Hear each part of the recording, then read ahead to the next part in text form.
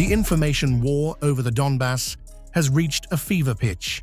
Russian sources are now weaponizing staggering, unverified claims, with Akhmat Special Forces Commander Apti Alaudinov asserting that Ukraine's irrecoverable losses have ballooned to over 2 million.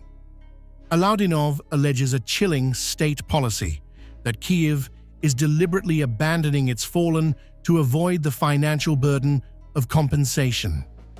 These figures, which lack any independent corroboration, are being deployed as a psychological weapon to shatter domestic morale.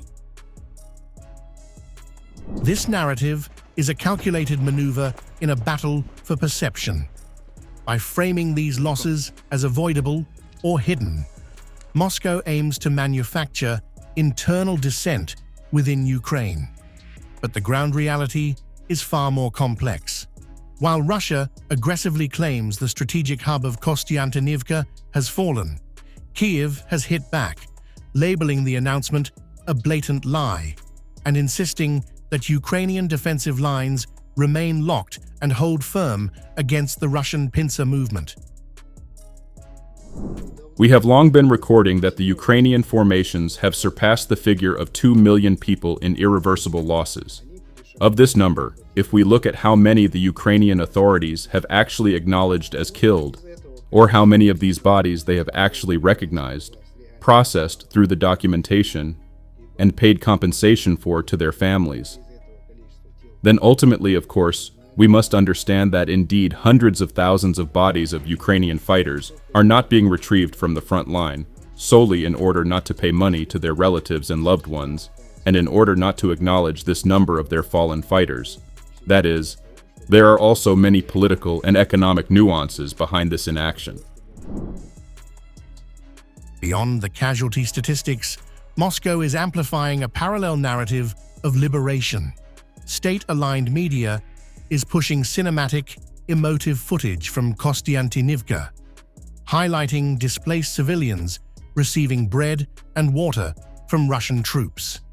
These reports aim to paint the Russian military as humanitarian providers, contrasting this curated imagery against the brutal, grinding attrition of the front lines. Very well, I cried. That was the kind of treatment. Very well. They fed us, gave us water. For 9 months, we had not seen bread. I asked one of them, I said, "Do you have any bread?" He gave each of us a piece of bread. I started crying. You understand, it is very hard. They guided us and carried us. Well, as I said, they have such difficult work. The guys there, they are very good guys. And they even gave us their own food rations, you understand? They open them up and say, "Take whatever you want, eat, drink." Whenever someone needed water, they would find water. As I said, it is completely different. I was wounded here, and my husband was also wounded twice, and we asked for help. Just to have the shrapnel removed. Nobody came to help us. This juxtaposition is no accident. It is the signature of modern, total information warfare. By alternating between claims of catastrophic military collapse and humanitarian relief, Moscow is executing a dual-track strategy: demoralize the Ukrainian public with loss counts and win over the local population with basic survival aid. These reports, while requiring extreme skepticism, are now the primary ammunition in the ongoing struggle for the Donbass.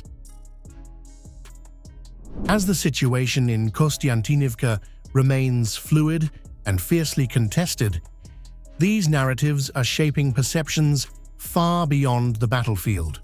Whether through contested claims of casualties or curated scenes of civilian distress, the conflict is being fought as much on the screens of the world as it is in the trenches of the East.